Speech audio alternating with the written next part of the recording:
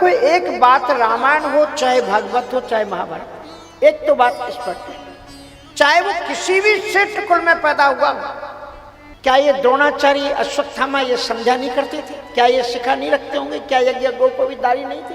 सब कुछ कर्म करते थे, लेकिन उसके साथ में लोकनिंदित कर्म भी उन्होंने किए। द्रोणाचार्य जी ने दुर्योधन का साथ दिया और अश्वत्थामा ने तो हद पार कर दी। अपने मित्र को संतुष्ट करने के लिए पांडवों के शिविर में घुस करके पांडवों के बहाने पर उसने पांडवों के 5 छोटे बच्चों की हत्या कर दी। और जब भक्तों का रक्त बहा, द्रौपदी चीखी चिल्लाई, गोविंद ने भागते हुए जब अश्वत्थामा को देखा, रथ तैयार किया। उत्तराखंड की पवित्र भूमि रक्त रोहान हो गई, वहां पर भीषणतम युद्ध हुआ। दोनों ने ब्रह्मास्त्र का प्रयोग किया। श्री कृष्ण ने अर्जुन को समझाया, अर्जुन तू मूर्खता मत कर, ये तो मूर्ख है, लेकिन तू मूर्ख मत बन। अगर 2 नारायणास्त्र एक साथ टकराएंगे तो संपूर्ण ब्रह्मांड में प्रलय हो जाएगा। इसको ये ब्रह्मशास्त्र चलाना तो आता है, लेकिन इसका अनुसंधान, उसको अनुशमन करना नहीं आता। इसलिए तुम अपनी प्रक्रिया का वैदिक जो तुमने ज्ञान लिया है उससे इस मंत्र को, इस शस्त्र को निरस्त करो और उसके बाद इसको करो। उन्होंने उसको निरस्त किया। उसके बाद में अश्वत्थामा को पकड़ा गया।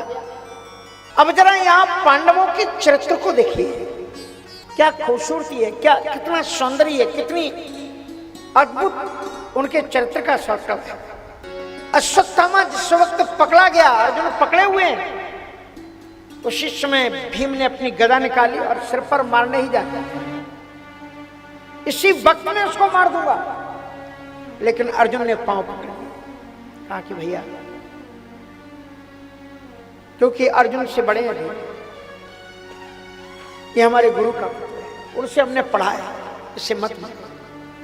और फिर उसको पकड़ करके बांध करके द्रौपदी के पास लाए। श्री कृष्ण कहते हैं कि ठीक है, इसके साथ में क्या व्यवहार करना ये द्रौपदी बताएगी।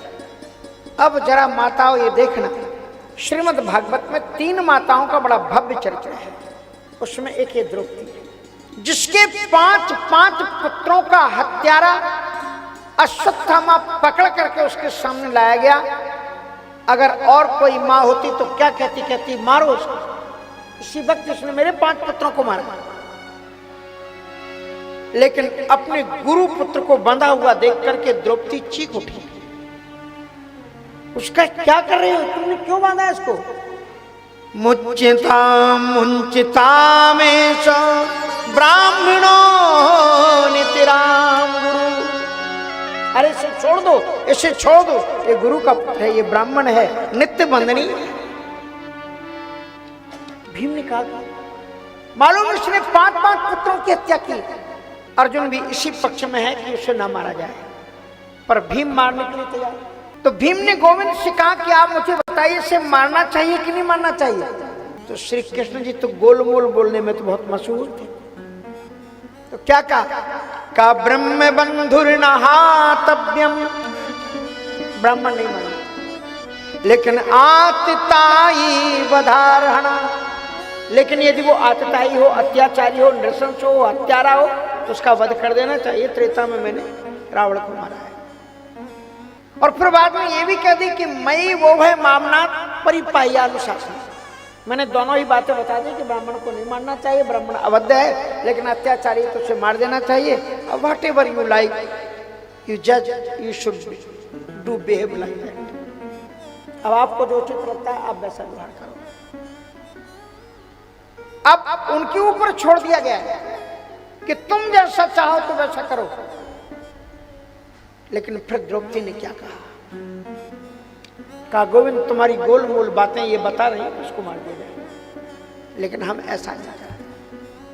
मैं एक स्त्री हूं और स्त्री होने के नाते मैं ये चाहती हूं कि जो दुख मेरे आंचल में आया है वो संसार में किसी भी स्त्री के आंचल में आए।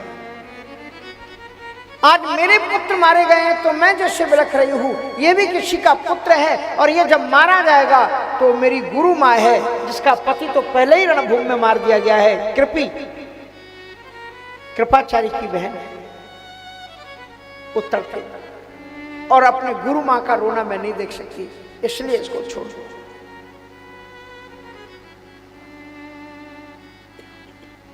कितना सुंदर उपदेश है।